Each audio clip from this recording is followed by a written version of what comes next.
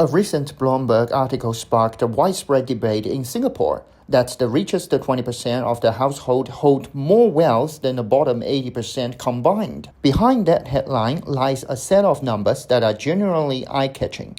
The top 20% of households have an average net wealth of around $5.3 million, driven largely by property ownership, financial investments, and business assets. In contrast, the bottom 20% average about $293,000 in net wealth, most of tied up in CPF balances and owner-occupied housing, aka HDB flats. Around the same period, official data also showed that Singapore's wealth Gini coefficient at around 0.55, a level comparable to many advanced economies with deep capital markets. At first glance, this feels counterintuitive.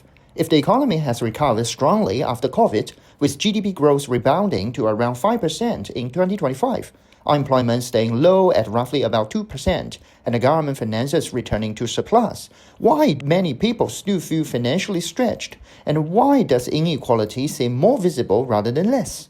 To understand this, we need to clear up a crucial misunderstanding. Wealth is not the same as income, and neither is the same as day-to-day cost of living pressure. Let's start with wealth. When households are divided into 5 equal groups, the pattern becomes clearer. The bottom 20% generally holds positive net wealth, but it is concentrated almost entirely in CPF savings and the value of their homes. The middle 60% hold between roughly $500,000 to $1.5 million, again largely driven by property and retirement assets. The top 20%, however, holds a large share of assets, including multiple properties, businesses, and financial investments that compound over time. When people hear the top 20% own more wealth than the bottom 80% combined, what they are really seeing is assets concentration, not income gaps. This matters because wealth inequality is not unique to Singapore. It's rather common among capital markets and high home ownership rates. In Singapore's case, over 90% of resident households own their homes. The property alone accounts for more than half of total household wealth. When property prices rise, such as the nearly 10% increase in HDB resale prices in 2024, wealth gaps widen mechanically, even if wages do not diverge sharply. This is a structural feature of modern economies and makes Singaporeans richer than people in other countries. Now, let's look at incomes. Income before tax and transfers, Singapore's inequality is indeed high, with a Gini coefficient of about 0.45 in 2025. But once taxed, vouchers, rebates, and subsidies are taken into account, the picture changes significantly.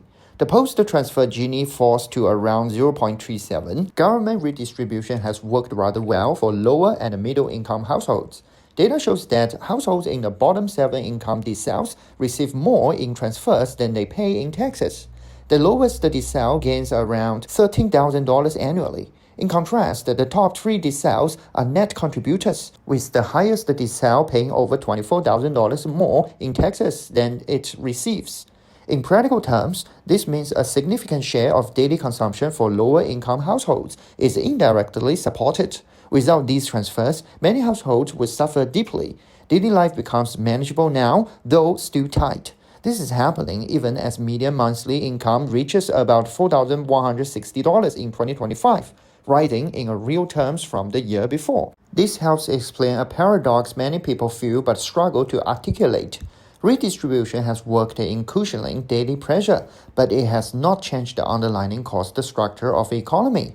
Housing prices, healthcare costs, and the long-term retirement needs are driven by deeper forces. Land scarcity, aging population, rising medical costs, global capital inflows supporting high property values, and a heavy reliance on imported food and energy. Vouchers can soften these pressures, but they cannot permanently reverse them. Anyway, economic recovery doesn't reach everyone at the same speed. But when GDP grows, it usually starts in export-driven sectors like manufacturing, finance, and high-value services.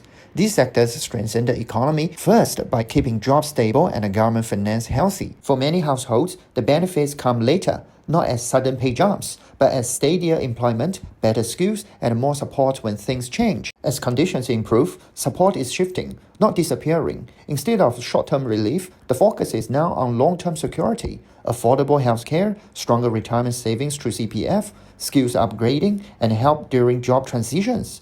These may feel less visible than cash vouchers, but they make a bigger difference over a lifetime.